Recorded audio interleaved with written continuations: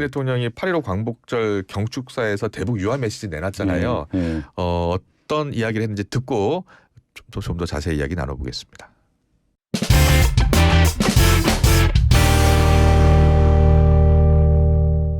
네, YTN 라디오 뉴스 파이팅 김용수입니다. 3부 이슈 인터뷰 이어가겠습니다. 앞서 예고해드린 대로 탈북 외교관 출신이시죠. 태영호 전 국민의힘 의원 나오셨습니다. 어서 오십시오. 예, 반갑습니다. 안녕하세요. 예. 태영호 의원께서는 민주평통 사무처장을 지내셨잖아요. 예. 최근에 퇴임하셨죠? 예. 제가 7월 14일부로 퇴임했는데 네. 예, 한 줄이 모자라는 1년을 해봤습니다. 1년 동안 해보시니까 어땠어요? 이번에 제가 그 민주평통 사무처가 예. 헌법기관 민주평화통일 자문회의 업무를 보장해주는 사무기관이고 그래요. 예. 또 그 기관은 그리 크지 않지만은 예. 이런 기관의 한 기관장으로서 제가 일해보면서 대한민국의 이런 행정 시스템 네. 또 남과 북의 행정 시스템이 어떤 차이가 있는가라는 걸 직접 현장에서 실감해보는 그랬군요. 그런 좋은 기회였다고 생각합니다. 네. 탈북 이탈 주민, 탈북민 최초로 차관급의 민주평통 사무처장을 지내셨습니다. 자, 남북 이슈를 좀 많이 여쭤보려고 하는데요. 이재명 대통령이 8.15 광복절 경축사에서 대북 유화 메시지 내놨잖아요. 어떤 이야기를 했는지 듣고 좀 더 자세히 이야기 나눠보겠습니다. 남과 북은 원수가 아닙니다. 현재 북측의 체제를 존중하고 어떠한 형태의 흡수 통일도 추구하지 않을 것이며 일체의 적대 행위를 할 뜻도 없음을 분명히 밝힙니다. 북측이 화답하기를 인내하며 기대하겠습니다.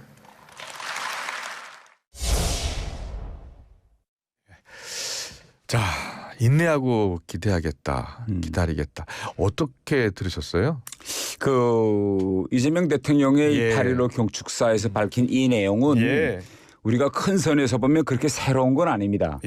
1991년도에 노태우 정부 때 남과 북이 합의한 남북관계 기본 합의문에 다 들어가 있는 내용을 대통령이 다시 언급한 이런 겁니다. 뭐 체제 존중, 흡수 통일하지 않는다 이런 내용인데 중요한 건 북한이 이제 그러면 여기에 그 어떻게 반응하느냐 이거죠. 대통령은 인내심을 가지고 기다리겠다라고 했는데 북한으로서는 지금 이러한 제안을 받아들이기가 구조적으로 대단히 힘든 상태에 있습니다. 그래요? 왜냐하면 91년도 그때 노태우 대통령과 김정은의 할아버지 김일성이 합의할 때는 이게 총체적으로 말하면 통일로 가는 로상에서의 잠정적인 특수관계다. 그러니까 서로 체제를 존중하고 뭐 흡수 통일하지 않고 상대방의 내정에 간섭하지 이런 내용이 쭉 있거든요. 그런데 지금 현재 김정은 정권은 자기 선대의 통일 정책을 뒤집고 이제는 적대적 두 개 국가로 가자는 거 아닙니까? 그 두 개 국가로 가자는데 다시 이재명 대통령은 91년도에 이미 남북이 합의한 통일로 향한 이런 특수관계에 기초해서 다시 뭐 9.19 군사합의도 복원하고 체제도 존중하는 길로 가자 하기 때문에 지금 북한으로서는 어떻게 할 것이냐 고민이 대단히 깊을 것입니다. 그래요. 그럼 북한 측의 반응이 제일 우리가 관심 있게 지켜봐야 되는데 김여정 부부장의 그 대응을 보면 그렇지 않은 것 같아요. 새 정부 긴장 완화 조치를 기만이다, 잔꾀다, 그리고 뭐 허망한 개꿈이다라고 강력히 비판하고 나섰거든요.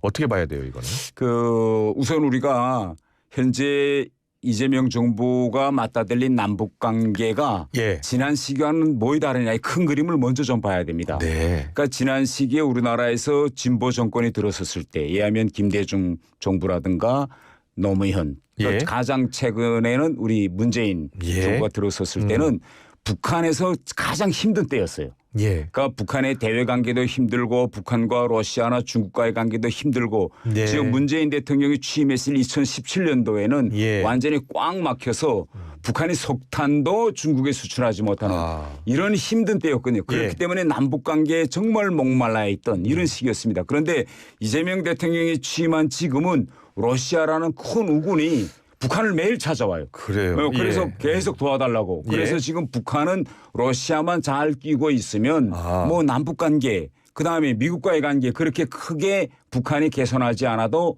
살만하다. 그렇군요. 이런 상황에서 지금 이재명 정부가 들어서서 북한에 유화 메시지를 보내고 있어요. 그러니까 북한은 시간적으로 그렇게 쫓기지 않습니다. 그래서 김여정이 뭐 이자처럼 포망한 뭐 꿈이다 뭐 이런 식으로 이제 포망했는데 그럼에도 불구하고 우리는 김여정의 담화와 김정은의 최근 말과 행동을 우리가 분리시켜 봐야 됩니다. 어떻게 분리해야 됩니까? 자, 김여정은 그렇게 이야기했는데 8.15 날 김정은은 자기 8.15 연설에서 대남 메시지나 또 대미 메시지를 내놓지 않고 침묵했습니다. 그렇군요. 그러면 왜 김정은은 할 말이 있었음에도 불구하고 침묵을 지켰을까? 그거는 지금 현재 향후 벌어질 이 국제관계를 지금 김정은이가 면밀히 들여다보고 있습니다. 그렇군요. 가장 중요한 건 우크라이나 문제인데 지금 북한이 저렇게 버틸 수 있을 정도로 된 게 바로 러시아에 북한군이 가고 그래서 돈과 지금 기술이 넘어오는데 향후 트럼프, 푸틴, 젤렌스키가 이제 우크라이나 전쟁을 어떻게 끝내겠냐 이 문제가 걸려 있거든요. 그다음에 이재명 대통령이 향후 트럼프 대통령도 만나고 일본 총리도 만나는 이런 한미 한일 정상회담들이 쭉 있습니다. 여기에서 북한과 관련된 여러 문제가 논의되는데 그것까지 좀 더 지켜보자. 그래서 지금 김정은은 약간 침묵하고 향후 여러 국제 변수들을 지켜보고 있고 김여정은 현 시점에서 우리는 물러설 뜸 없어. 뭐 그렇군요. 대북 적대적 대남 적대적 기조 유지할 거야. 이런 방향으로 지금 나가고 있다. 이렇게 보여집니다. 한마디로 투트랙 전략을 지금 취하고 있다. 이렇게 보시는 거예요. 그리고 김정은은 지금 현재 약간 심중 모드로 왜 앞으로 상황이 달라지는 데 따라서 자기도 바뀔 수 있으니까 미리 섣불리 말은 하지 않고 동생을 시켜서 지금 그런 악역을 시키는 거죠. 그렇군요. 자, 이재명 대통령이 북측이 화답하길 인내하며 기대하겠다고 했는데 북측이 화답할 가능성도 있다고 보시는 거예요. 그 시점이 언젠가라는 것이 이제 매우 중요한데 향후 이 국제적으로 일어나고 있는 여러 이 변수들을 지켜보면서 김정은이 만일 이건 김정은에게 유리하다고 생각된다. 랄 때는 화답에 나올 거고 별로 새로운 것이 없다라고 할 때는 계속 추이를 지켜볼 겁니다. 그렇군요.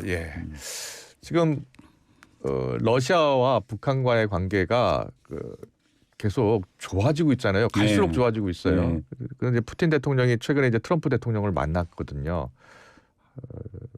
그런데 이 우크라이나 전쟁과 관련해서는 뭐 일단 큰 틀의 합의는 지금 뭐 합의문이 나온 것 같지는 않습니다만 종전 가능성, 휴전 가능성 이야기가 나오잖아요. 그럼 그 결과에 따라서 북미 관계라든지 남북 관계도 큰 변화를 맞을 수 있다고 보시는 거예요? 네, 당연히 그렇죠. 이번에 푸틴 대통령이 트럼프 대통령에게 제기한 게 뭔가면 돈바스만 떼어달라. 그러면 나도 그만둘게 이건데 지금 돈바스의 90%를 이미 러시아군이 차지했어요. 남은 그런데 전략적 요충지는 아직 우크라이나군이 가지고 있거든요. 그런데 이 전략적 요충지까지 러시아가 완전히 차지해야 회담에서 협상 지위가 강화되겠는데 이걸 차지하려면 용병이 필요합니다. 그 용병을 가져다 바칠 때는 지금 북한밖에 없거든요. 그래서 지금 향후 지금 러시아가 왜 저렇게 북한에 계속 비행기 타고 고위급들이 날아가는가 하면 이 결정적인 한 방을 준비하는데 북한의 도움이 필요하고 또 진짜 앞으로 향후 군사작전들에서 러시아가 돈바스의 전략적 요충지를 진짜 탈환한다면 그러면 앞으로 이제 전쟁 상황이 어떻게 될지 모르죠. 그래서 지금 향후 이제 몇 달간이 러시아나 북한한테는 매우 중요한 또 우크라이나 젤렌스키한테는 정말 우려되고 걱정되는 이런 상황이 생길 수 있는 겁니다. 최영호 의원께서는 그 영국 외교관 출신이시잖아요. 유럽의 입장은 지금 어떤 것 같습니까? 유럽도 지금 대단히 제 생각에는 당혹하고 지금 난리가 나서 지금 다들 워싱턴으로 지금 몰려가고 있다는 거 아닙니까? 그래요. 만일 미국이 푸틴의 안을 접수하고 우크라이나에 돈바스를 띄워주라. 만약 미국과 푸틴이 내놓은 푸틴의 안을 우크라이나가 받아들이지 않고 유럽이 반대한다면 미국은 군사 지원을 끊겠다. 이렇게 되는 경우에는 유럽 혼자서 우크라이나와 함께 러시아를 버티기는 힘들게 될 겁니다. 그래서 지금 향후 이 몇 달간이 국제 정세에서는 대단히 중요한 기간이 될 수 있습니다. 그렇군요.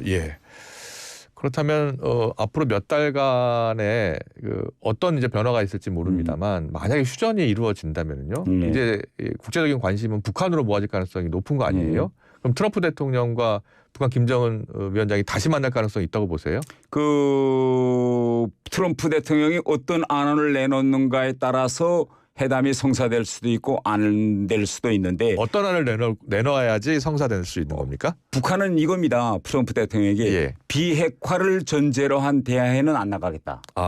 그러니까 이하면 핵 동결이라든가 위기 관리와 같은 군축을 목표로 둔 회담을 하자. 이게 북한이 끊임없이 이야기하는 겁니다. 그렇군요. 그런데 예. 우리가 주목해야 될 건 뭔가면 지금 미 국내에서 네. 또 미 행정부 내에서도 비핵화를 전제로 한 회담은 이건 실리도 없고 가능하지도 않다. 그래요? 그래서 북한의 주장을 받아들일 수밖에 없다는 이런 주장이 높아지고 있는 게 가장 큰 문제입니다. 그럼 전제는 핵 보유국으로 인정한다는 거 아니에요? 그렇죠. 그러니까 완전 물론 공식적인 표현은 핵 보유국으로 인정한다는 건 쓰지 않겠지만 예. 왜냐하면 이렇게 되면 미국이 짊어지게 될 국제적인 이 리스크가 너무 크거든요. 네. 그러나 내용적으로 보면 결국 그것이 아니냐 이렇게 되고 만약 미국이 진짜 북한과 이런 핵 군축 회담, 위기 관리 회담과 같은 걸 해서 그 어떤 딜을 맺는다면 이것이 우리 국내 정치에도 큰 영향을 줄 겁니다. 다시 핵 무장론이라든지. 우리나라 그러면 어떻게 해야 돼요? 만약에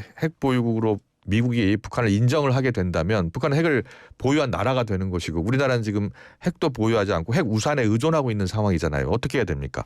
저는 향후 벌어질 이러한 상황에서 저는 항상 일관하게 주장하는 것이 예. 우리도 핵무장을 해야 한다. 핵무장을 이걸 일관하게 주장하시는 거군요. 예. 네. 그러면은 남과 북이 이런 대치 상황에서 남북이 다 핵을 보유하면 이게 평화에 도움이 되겠습니까? 그게 가장 우리 논점이죠. 예, 우선 예. 첫째로 많은 사람들이 핵을 보유할 수 있느냐, 뭐 핵을 보유해서 평화에 이르느냐 불리하냐 이거보다도 과연 우리가 핵무기 보유까지 갈 수 있겠느냐, 예. 경제 제재, 예. 뭐 NPT 체제에서의 탈퇴 이런 큰 리스크를 우리 국가가 감당할 수 있겠느냐 여기에 대해서 먼저 우리가 정리해야 되는데 그러니까요. 어차피 우리가 예. 이제 앞으로 향후 보세요. 지금 이 우리 주변국들 중국 우리가 변수를 보면 군사적으로 지금 계속 미국을 따라오고 있습니다. 예.